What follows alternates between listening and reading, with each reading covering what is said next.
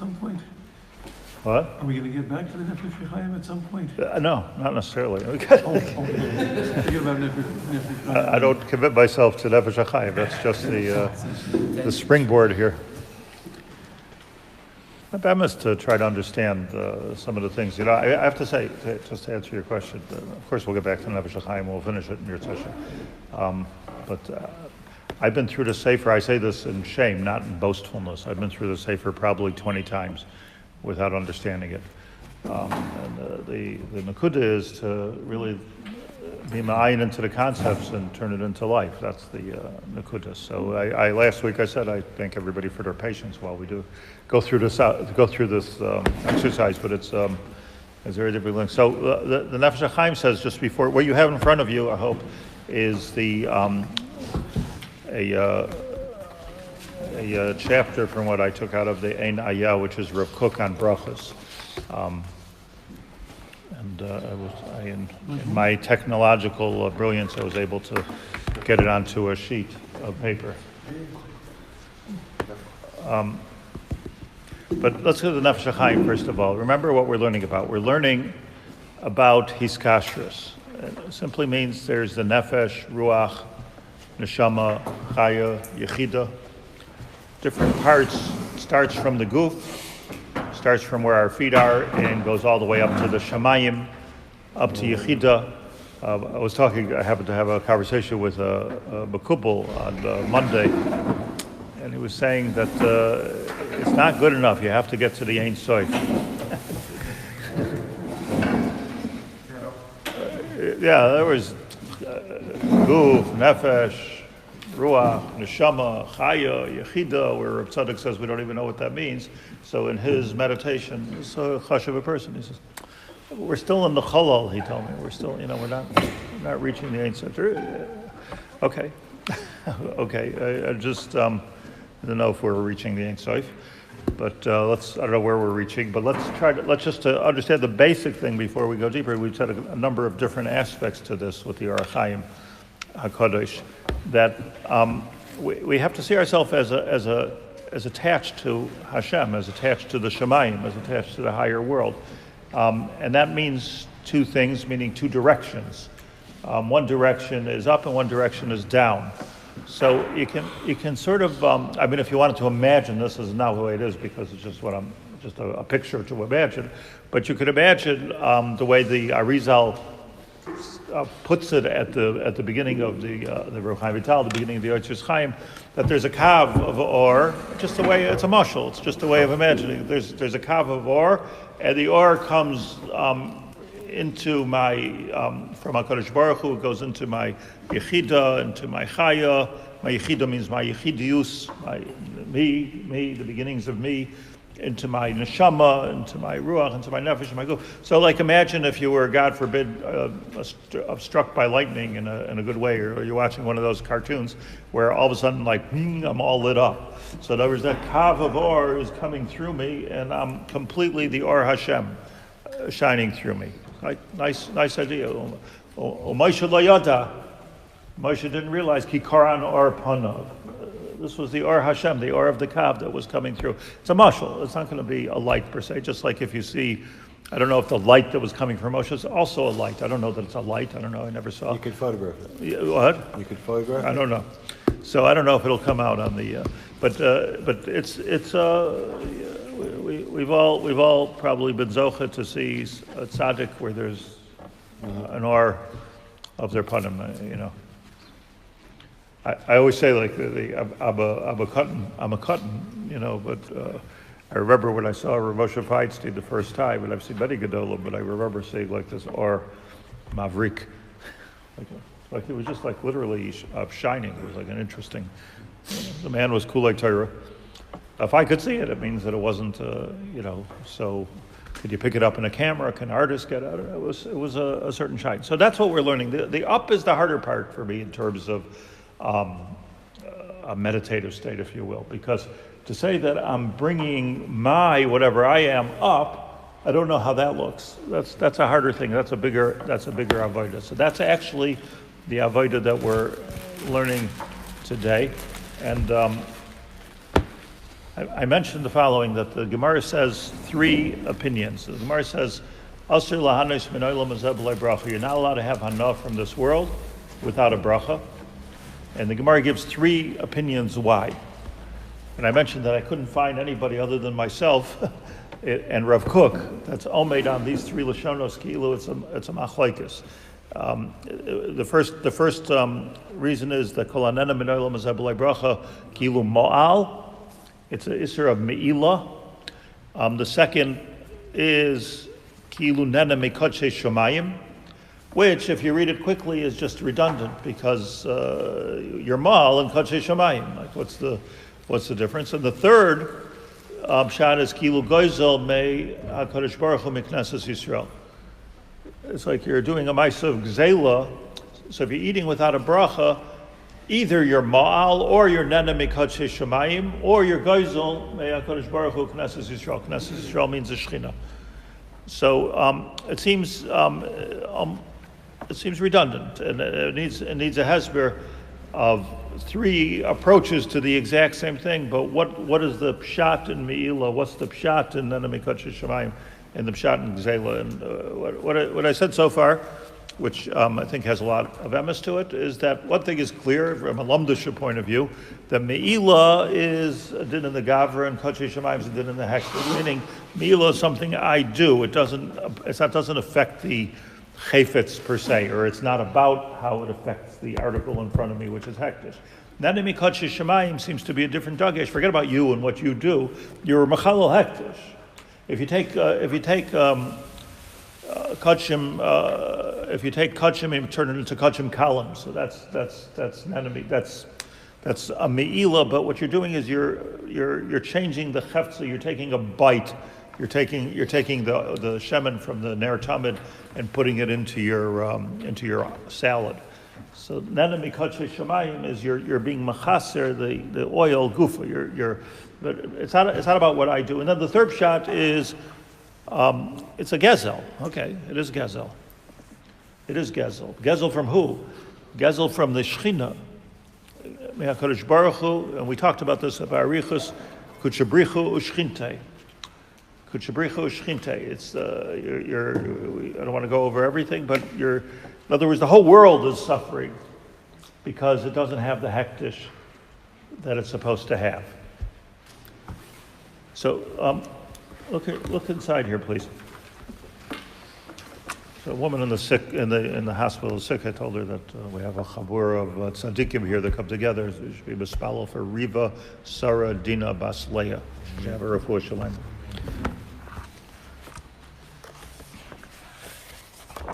So I'm gonna go through this a little bit fast, but a little bit slow. I just wanna. So he says like this: Tana Rabbanim. We know the Gemara. Says Rav Kook, Isser hu mitzad. What's the Isser of eating without a bracha? That's the question. What is the Isser of eating without a bracha? This is the only Gemara in Shas which talks about it. The Isser of eating without a bracha. One amud in Shas, one little piece of an amud in Shas, as far as I know. Isser hu mitzad. Pashut pshat is that the Isser is mitzad ho'eder hakaras ha'toiva.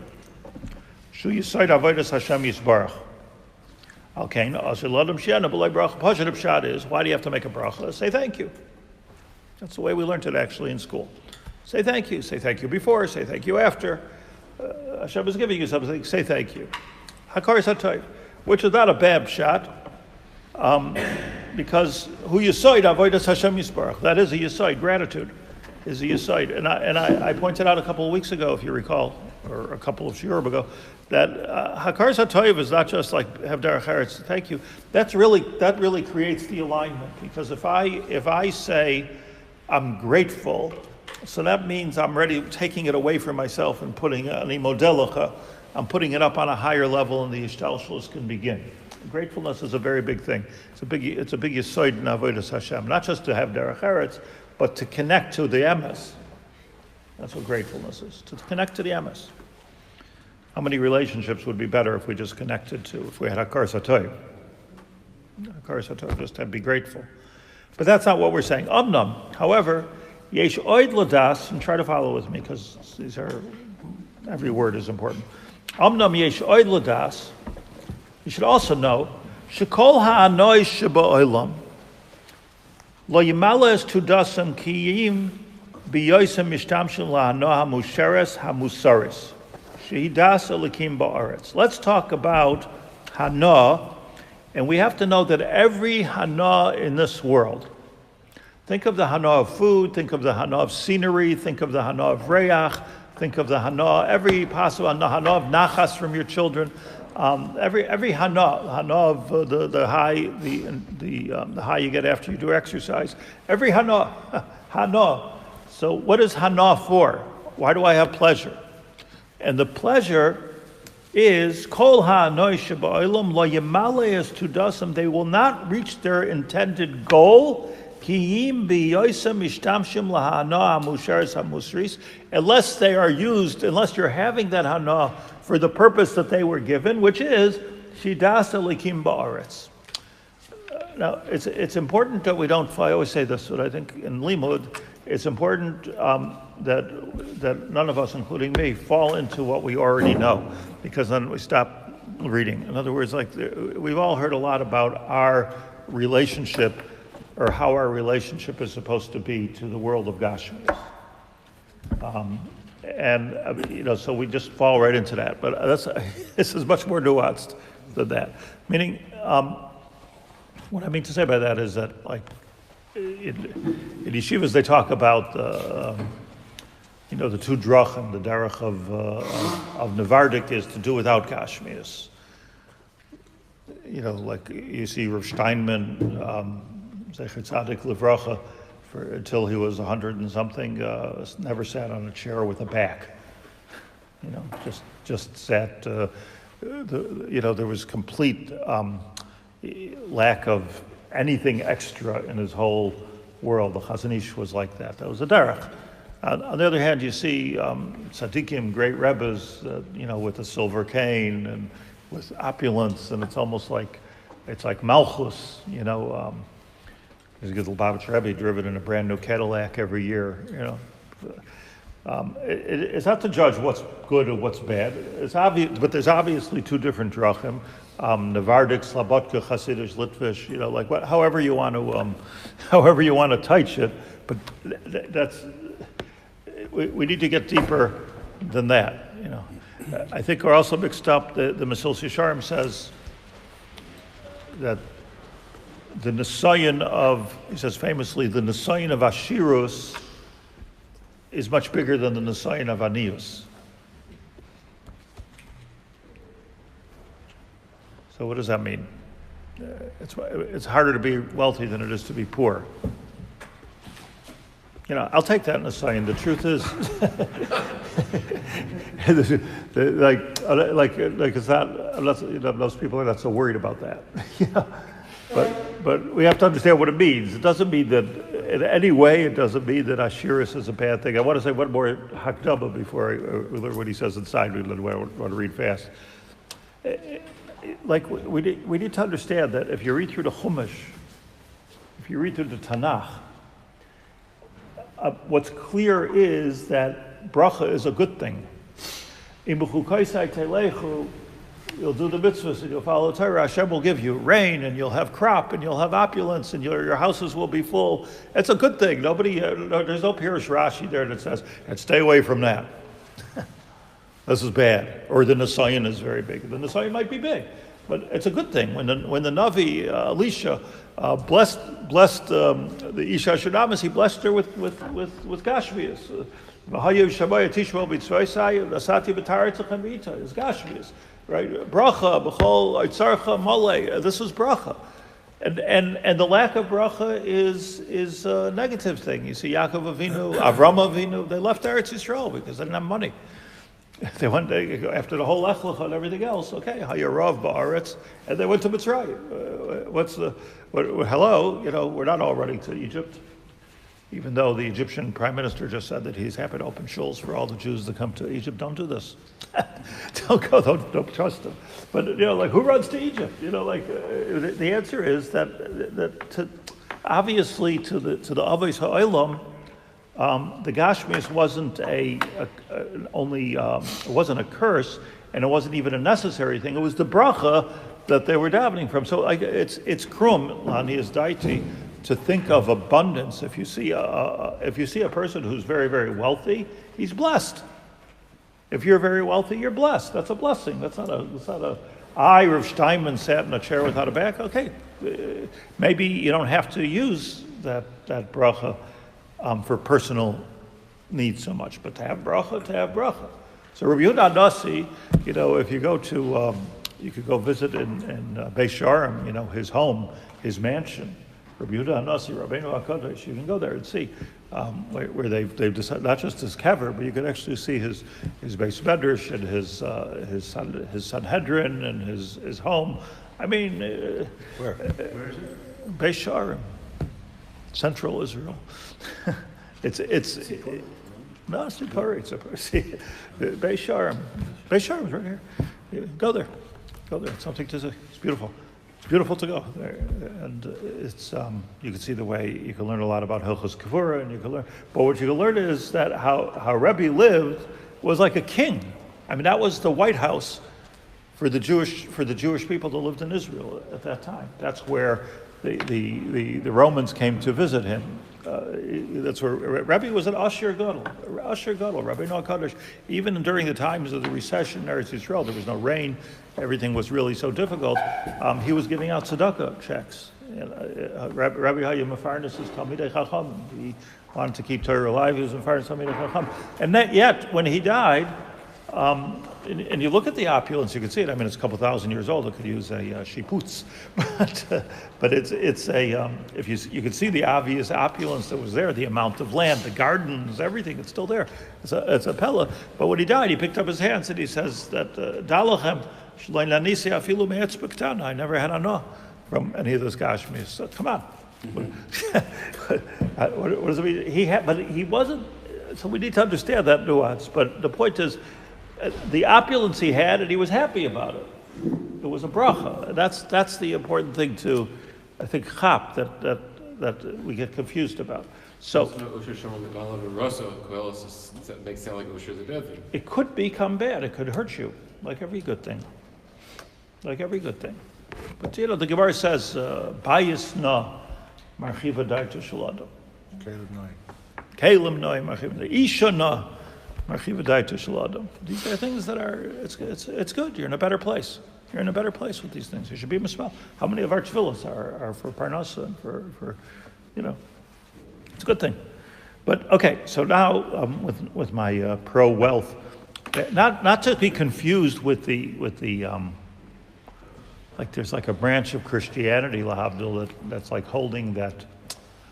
Whatever bounty God gave you, enjoy it. That becomes like a Roman thing. Like, enjoy it. That's what you have. You should enjoy it. Of course, you should enjoy it. But everything has to be like the Rambam says that you shouldn't live above your ability. You shouldn't live below your ability. You should live according to your ability. So it means to say that just like it's a little bit ma'us to see somebody who's not a rich man living like a rich man because he's going into debt and he's hurting for what? Why are you doing that? It's also a little bit ba'us to see a person who's a rich man live like a poor person. I'm not oppressed. They live like according to the way you're supposed to live. Ram says, Yifan says, yeah, okay. Yoser. Okay, that's the only time with your wife and kids. But Yechol doesn't mean that you have to. The Rambam says clearly, a person should live like according to your means. Figure out what your means are. That's the kind of house you should have, and that's the kind of car you should drive, and that's how you should live. That's the kind of food you should eat. You should live below your needs. You should love your needs. Having hanah from it is a different edel thing. So he says as follows. Let's run. Ibkain hanena b'loy bracha. So every piece of gashmius, every iPhone, every piece of paper, everything that was brought into this world has a ya'ad, a yiyud, has a destiny. I didn't mean destiny, I meant goal. Yad. Goal or purpose? Goal. Meaning, higanu el haya'ad. The yud is, right, so a yad, meaning, its goal is to do something. It landed in your hands. Now what? I caught the ball. So Im kein hanene b'loy bracha, if a person is nana without a bracha, mishtamish b'hem rak l'tudas hanasei hachomris. It landed in my hand, and here's our Rabbeinu HaKadosh. I landed in my hands, and I want to use it for my own personal pleasure. My own personal pleasure, meaning it's intended for one purpose. Why did Hashem give me money? Let's do it easy. It's not what I mean, but let's do it easy. Hashem gave me a lot of money, so give tzedakah, help people, whatever. That's easy. So it landed my purpose. No, I'm going to take it for myself. When I say it's easy, it's too easy, because I think it's much more subtle than that. It's much more subtle than that. But he uses it, hu machlif is tudas, here's the yad, mitziusa. He's changing its purpose. He's changing its intended goal. The whole purpose of of the world, of the gashmius that I have,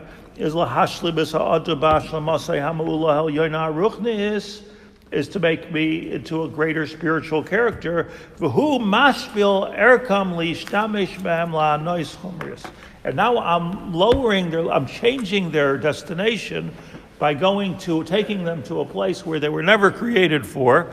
And that's Shema L'Meshada Tudasam. So Me'ila means, here's the part to underline here. Me'ila means Shema L'Meshada Tudasam Ve'ein Me'ila Ela Shinui.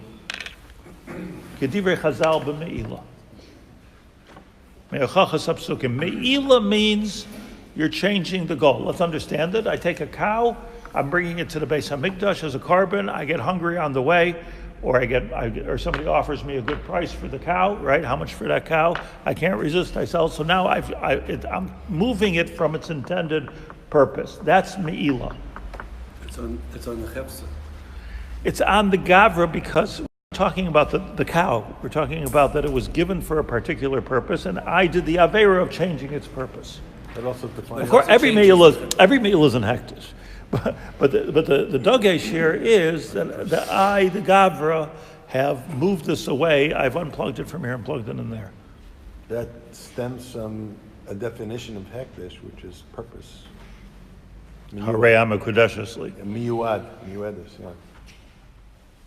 Okay, let's think about that. Umizeh yistayef, yeah. The key word here is rock, of the fourth line. Rock means you're allowed to use it for your hana'ah, but if you use it only for your hana'ah, so that's the problem. Right. Changing the ya'ad. Yes, I agree. The real key word is to make a bracha. Right. What does it mean to make a bracha? Of course, it's birchas hanahedin. You have to have hana. If you don't have hana, it's a bracha levatala. To make a bracha on something you don't enjoy is a bracha levatala. But what is the hana for? That's the point. What is the hana for? It's not that you're not having hana, but what is this hana for? Did you underline these, or this is from? The underlines and the bolds are mine. He didn't. No, he did not underline. So he's already differentiating between nen and mikot sheishamayim and me'ilah. There's a clear differentiation. Yeah, but it gets better. Mikol shekain mikdusha chamura, l'kedusha kala. Abnam. Ha'adam horgol aleches achrei einav. Here's what we do normally. The person goes after his eyes, ulevaker, and gives priority hanois hachushim. I need to eat this, I need to drink that, I need to smell this, I need to see that. Al kain, lo yisoirer klal lahashlama haruchnis shiyuchal haitzi mikol mikra shel hanachushish mizdam liyadei. Because a person naturally, when left to their own devices, will take things to their lowest place, I'm enjoying that. And therefore there's nothing, you've lost the big picture. That's me'ilah. It's a deep me'ilah. Do you understand this? In other words, it's a deep level of me'ilah where it's supposed to be for a certain thing, and it's a waste of the gashmias that I have. It's a waste of the gashmias that I have. If you take it and you're using it for your own personal pleasure only, and your personal pleasure itself is only being used, it stops right there, it's a waste. That's not why Hashem gave it. So the shinui is on you? I made a shinui. Where's the Right, change? I have done the I avera changed it. of wasting the product. So it's impacted on me. Is the wasting because it's lacking hakar satov? No, he's going away from that shot. You know, I go to the Apple store and I buy a Mac PowerBook for $2,000, and I said, this will make a great doorstop. So I hold it there as a doorstop. It does. I mean, a good doorstop, not a good doorstop. It does. Okay, but you could buy a doorstop for 75 cents. You're spending $2,000 on a doorstop. So the answer is like it's a waste of a Mac. Yeah. And if you buy this same computer when you could, and you're using it as a thing to send email with, you're right, you're wasting it. So until you figured out what you can do with this thing, you've wasted it.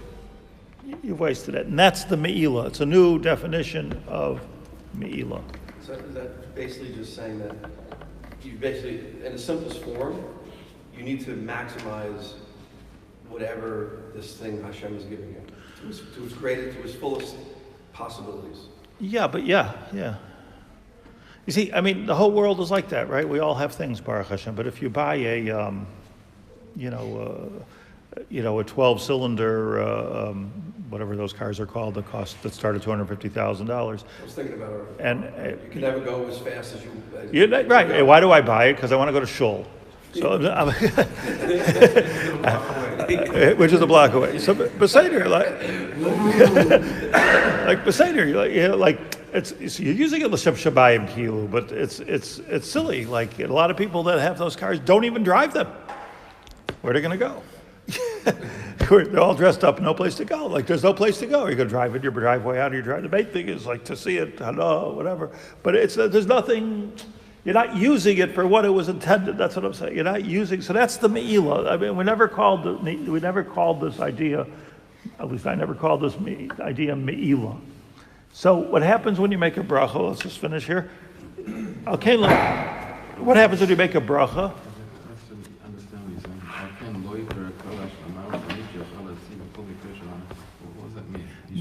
If you take it for yourself, so lo yisara klal, it will not bring you at all lahashlam haruchnius to the real value of this item. Which is there in potential, which you can get out of every single hana. So this is a difficult avodah. It's hard to read, but it's even harder to do. Underutilized. Underutilized. So it means to say that if we I'm just working on this here, but if we focus for a couple minutes a day on the different hana'os that we have in life. I enjoy breakfast. I enjoy my children. I enjoy my house. Whatever you enjoy. You have different hana'os in life. If you just keep it for yourself, okay, I don't know. That's an end. That's the end. So it's a waste. That's underutilized because that hana itself can be somehow has a different intended goal, and that's with that hana, I can do something greater. What can I do greater? So if the case of a car is simple, I can go join a speed thing, the case of a computer, I can create, who knows what kind of documents and pieces of art. What can I create with the hana that's given to me? But this is the whole sugya of Isser hana. Like there's some things you can't have hana from. Hana from a reich of avodah zarah. There's certain things that are chametz on Pesach. There are certain things which are Isser hana. We need to put in the background. What does that mean? Isser hana. What does that mean? Even what is the omek of Isser hana? But the hana. Just one second. I'm admittedly trying to understand the practical application of a very, very deep thing.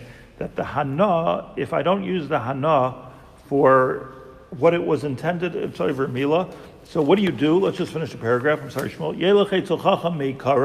Okay, you make a bracha. A bracha is not, that's not what a bracha is. A bracha is that I'm taking the thing, I'm thinking about it for a minute, and I'm saying, how is this enhancing my life in a way?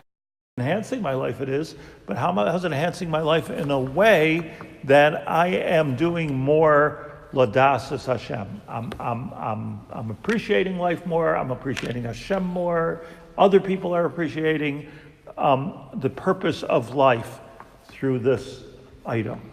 The purpose of life. If you don't get it, says the Gemara, strange eitzah, yelech etzel chacham meikar v'yam dana brachas. Doesn't mean go buy the Art Scroll book on brachas. What it means to say is, if you don't get it, it means you didn't have a chinuch. So yelech etzel chacham meikar v'yam dana brachas. Go lechatchila and give your children the chinuch to understand what the world of Gashmius is for. This is what we're talking about. This is a very, very important sugya because we're encountering it every second of every day. What is the world of Gashmius for? What was it created for? What was Hana created for? Is it just a cool thing? I have Hana. Think about it. Habana. What's the Hana? What's it for? What do you do with that Hana? Mitchilas chinuchai, so this is a chinuch. Terem hiskabru olav kishur hachushim lemashcham elav. Before the child develops a geschmack in their own personal use of the hana, teach them that hana has a greater purpose. Lemashcham elav b'yosim mishuras haseichel v'atzedek eliki v'lamdenu brachos v'yaskileu la'adenes ruchai. Make ours and our children's ruach Ma'udan. What's Ma'udan? Edel. Delicate. Adinut. Laharim keren biyiras Hashem. Ad sherikshe ha'anos, this is the goal, this is the real goal. Ad sherikshe ha'anos ha'ruchnius yagdimu tamid lahanois hagashmius. Vaz yaskil hetev is tudas hanos v'achaim b'chlal v'layavoy lidei milo b'chol drachav yaskil. Kedivrei HaKosav, and you remember we learned from the Lubavitcher Rebbe, b'chol drachecha deyehu. But einoin milvadoi. Ukedivrei bar kapara she parsha katana shekol guvei Torah ksoliyin ba. Kol drachecha deyehu bar kapara said, everything is that. Einoin milvadoi, everything is that. So without being 100% clear what we're supposed to do. What we do know, this is what we do know, is that if I take the hana that was given to me, the benefit package that was given for me, let's call it like there's the mukhrach. You understand this, like food doesn't have to taste good. Hashem could have just made it like, like a supplement. It doesn't have to taste good. Food doesn't have to smell good. Intimacy doesn't have to have any geschmack to it. Just do puravu, Like, none of these things have to have hana. This is like a gift that Hashem put hana. Why? Okay, so one thing is, and have a karsa type for it, for sure. But, one part of the hana is, it makes a geschmack, very nice. But the other thing is that there's a purpose for this hana. It's reminiscent of what I said on Sunday that Reb Chaim Brisker, the whole Shiloh, what is Birchas HaTorah? Is it Birchas HaMitzvahs? Is it Birchas HaShvach? Like there's a lot of different kinds of brachas. When you say Birchas HaTorah, so he said it's Birchas HaNahanan. That's what Reb Chaim said. Birchas HaTorah is Birchas HaNahanan. He had such a geschmack at learning a Tosfos properly, the hana of getting the real pshat, that you make a bracha on it. It was tangible. You make a bracha on it. Okay, it's hard to be there. Hana. Let's do one more paragraph. Next case. Amar Rabbi Yehuda Amar Shmuel. Amar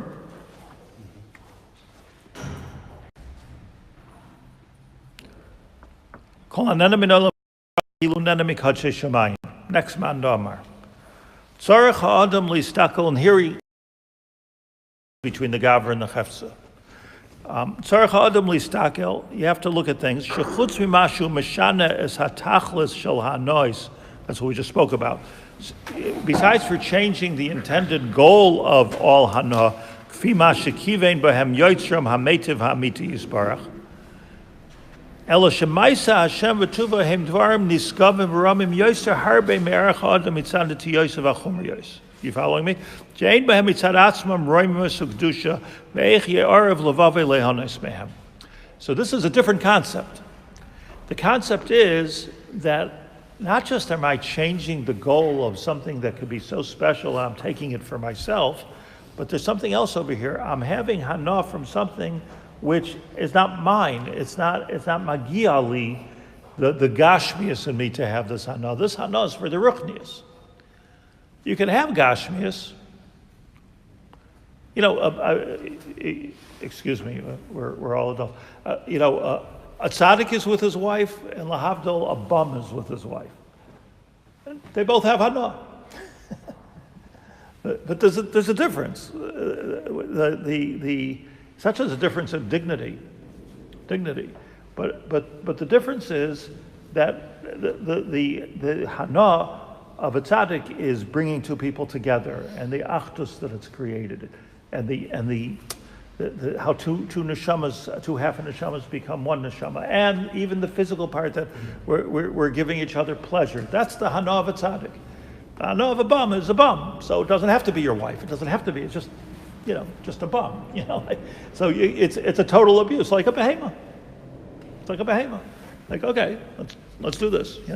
But it's such a low place. So if I'm taking hana, which was made for ruchnius, and I'm using it for gashmius, so besides for me'ilah, I have no right to use that hana. Like that hana is not for me if I'm using it for my goof. That hana was intended for the elite members of your body, which is your hana ruchnius. So he says, listen to the mashal.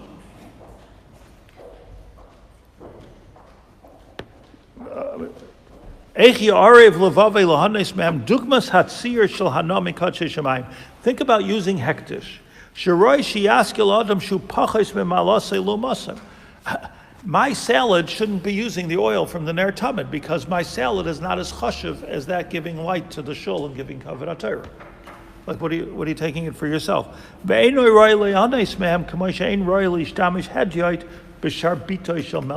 this mashal because it explains everything. You take the sharbitoi shel melech, right? So there's a big Rebbe here, and he has a cane, a silver cane, and you say, I can use that cane. I use that cane for a second, and you take the cane and you start going outside to try to swap, try to dig with it. Sharbitoi shel melech. Let's say you go into the Beis Medrash of a big gadol, and you see a beautiful chair for the tzaddik, and you sit in the tzaddik's chair. You're having a knob sitting in a chair. Maybe it's a comfortable chair. You're getting kavod.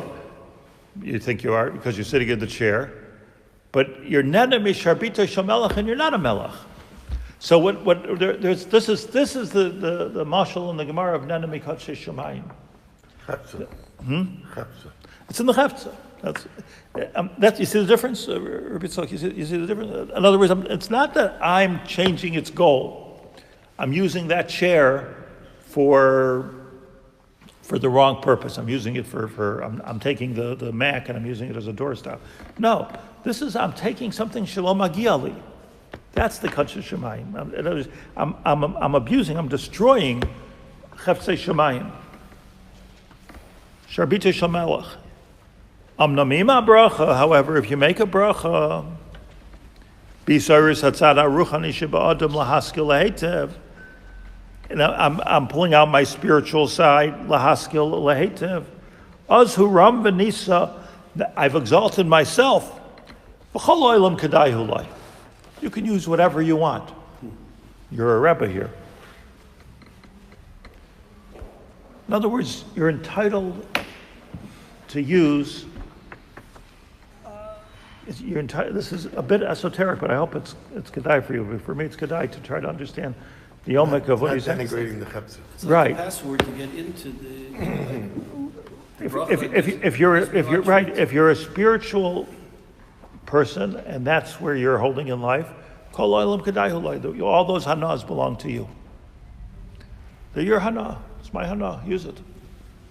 So it must be that when Rebbe said, I wasn't nena, he means my gashmias wasn't nena. Everything here, just look at it even politically. I mean, Rabbi Yehuda Nasi, who I've spoken about, learned about, written about, one of the many books that someday I'm planning on writing is about Rabbi Yehuda Nasi.